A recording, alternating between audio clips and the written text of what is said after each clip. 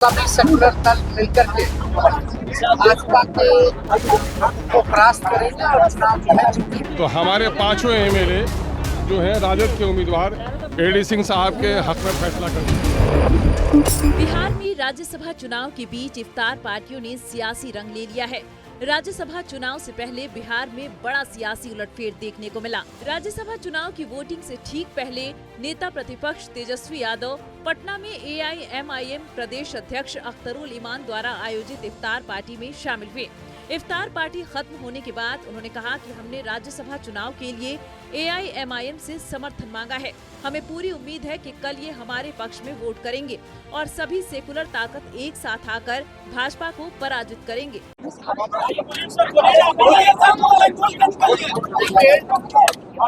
हमारे AIM party की तरफ से अख्तरुल साहब ने इफ्तार पर और हम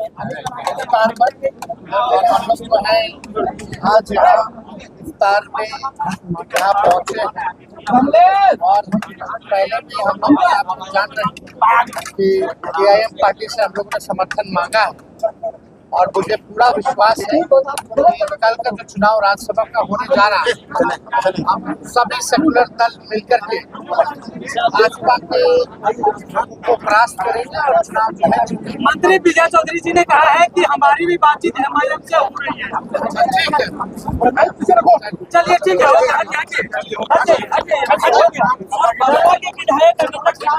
रणनीति एक ही है।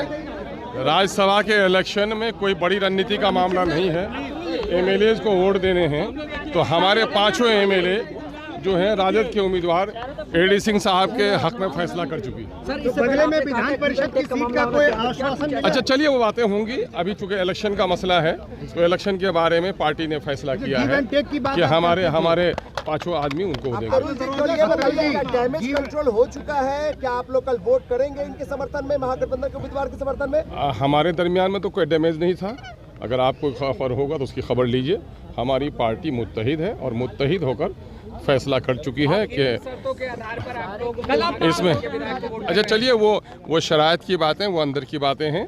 हम लोग इस वक्त वोट दे रहे हैं, यही बात का महागठबंधन के साथ मैं कह रहा हूं कि अभी राज्यसभा का इलेक्शन है। हम लोगों ने एडी सिंह साहब के हिमायत में वोट देने का फैसला किया। इस मुलाकात को केवल शिष्टाचार नहीं बल्कि किंग मेकर एआईएमआईएम के 5 विधायकों का समर्थन हासिल करने की बड़ी कोशिश के रूप में देखा जा रहा है। सीमांचल की राजनीति और मुस्लिम वोट बैंक पर पकड़ मजबूत करने की जद्दोजहद के बीच तेजस्वी का एआईएमआईएम के मंच पर जाना कई बड़े संकेत दे रहा है। बता दें कि बिहार राज्यसभा चुनाव की वोटिंग सोमवार यानी 16 मार्च को विधानसभा परिसर में होगी। आरजेडी ने मौजूदा राज्यसभा सांसद एडी सिंह को फिर से इस चुनाव में प्रत्याशी बनाया है।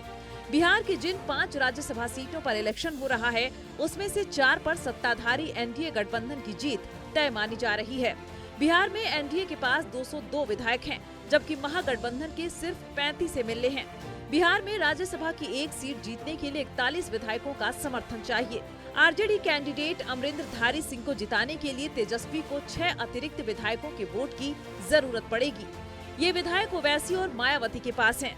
राज्यसभा पर जीत के लिए लालू तेजस्वी की असदुद्दीन ओवैसी की पार्टी एआईएमआईएम के 5 और मायावती की बीएसपी के 1 विधायक पर नजर है। एआईएमआईएम से आरजेडी के रिश्ते बहुत अच्छे नहीं रहे हैं, मगर उनके ज्यादातर विधायक लालू स्कूल के प्रोडक्ट हैं। तेजस्वी को उम्मीद है कि अंततः ओवैसी के विधायकों का सपोर्ट उन्हें मिल जाएगा।